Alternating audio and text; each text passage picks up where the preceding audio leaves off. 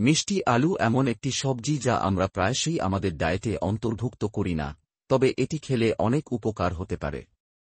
এতে অনেক পুষ্টিগুণ থাকে, যার কারণে এটি খেলে আপনার স্বাস্থ্য সম্পর্কিত অনেক উপকার পাওয়া যায়।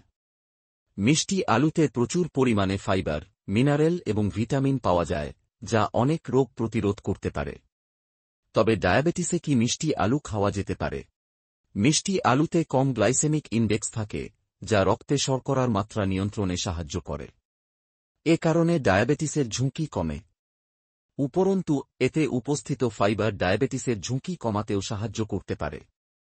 মিষ্টি আলু রক্তে শর্করাকে ধীরে ধীরে বাড়ায়, যার কারণে ইনসুলিন প্রতিরোধ ক্ষমতা কমে যায়। মিষ্টি আলুতে প্রচুর পরিমাণে ফাইবার এবং পটাশিয়াম থাকে, যার কারণে হৃদরোগের ঝুঁকি কমে। ফাইবার খারাপ কোলেস্টেরল কমাতে সাহায্য করে, যার কারণে ভালো কোলেস্টেরলের পরিমাণ বেড়ে যায়। ভালো কোলেস্টেরল ধমনীতে জমা টক্সিনকে শরীর থেকে লিভারে নিয়ে যায়, যেখান থেকে শরীরে ফিল্টার করা হয়। মিষ্টি আলুতে প্রচুর পরিমাণে ফাইবার পাওয়া যায়, যা হজমের জন্য খুবই গুরুত্বপূর্ণ। এটি খেলে অন্ত্রে খাবার সহজে চলাচল করতে পারে, যা পুষ্টির শোষণকে সহজ করে এবং কোষ্ঠকাঠিন্যের সমস্যাও কমায়।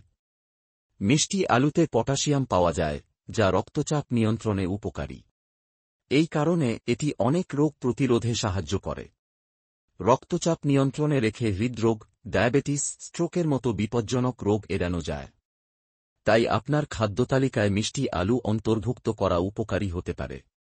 মিষ্টি আলু ওজন কমাতে সাহায্য করতে পারে। এতে ফাইবার পাওয়া যায়, যা পেটের চর্বি কমাতে সাহায্য করে।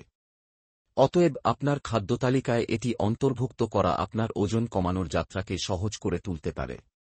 ফাইবার পাওয়া যায় বলে, যা ধীরে ধীরে হজম হয় এবং আপনার পেট দীর্ঘক্ষণ ভরা রাখে, যার কারণে আপনি বেশি খাবেন না এবং ওজন বৃদ্ধির সমস্যা কমে যায়।